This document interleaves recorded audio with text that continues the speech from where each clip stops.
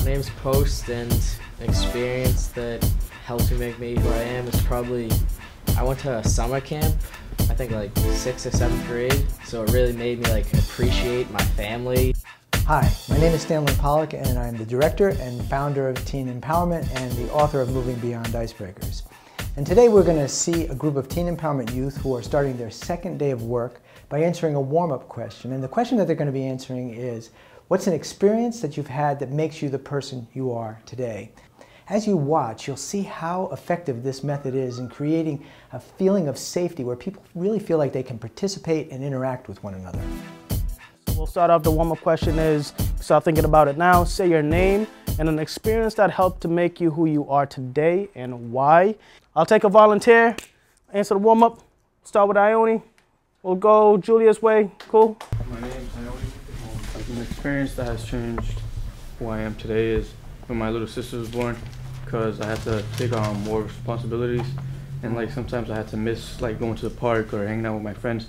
My name is Julie, and an experience that has changed me is probably like changing schools a lot, because it's harder to like, talk to new people.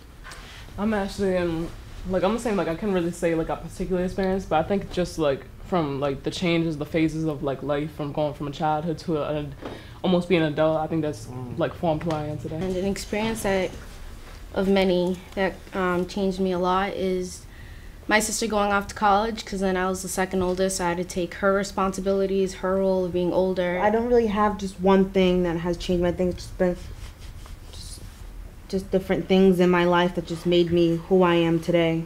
It's when I moved out of my mother's house and moved in with my father. This was when I was 13, so it was just completely different. With my mother, I lived in the projects, and I had to compete with a lot of loud women, and it was kind of hard for me to find my voice. And then I moved in with my father and moved out of the projects. I was just happier to be able to invite my friends over, things like that. I felt comfortable. My friend Bhaskar died when I was in 8th grade of cancer. And it kind of shows that life is pretty short sometimes, and it can end on the simplest things, so you kind of gotta cherish it and have fun while you can. I got arrested, and I was there for like 60 days, and it was probably one of the toughest things, but yet at the same time it was an experience that put me together.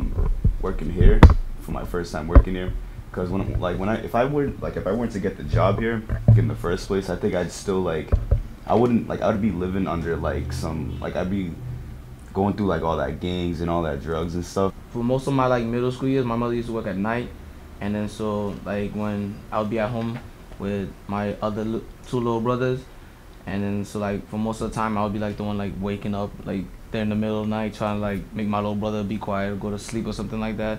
So I guess I kind of took on that role. You guys talked a lot about it being this whole landslide of stuff, right? There's a lot of things that make us who we are. Everything from family and having siblings, bouncing around from place to place, added responsibility in your family, and there's so much that we can start to get from life. We stop for a second, start to absorb a lot of the things that we really go through on a day-to-day basis. My guess is, as you heard the young people answer this question, you began to think about the kinds of experiences that you've had that help make you the person you are today. This helps illustrate how powerful this technique is in helping people to better understand themselves and the world around them. And not only that, the young people began to learn each other's names and start to understand a bit about each other's background, which really creates an environment where trusting relationships can really develop.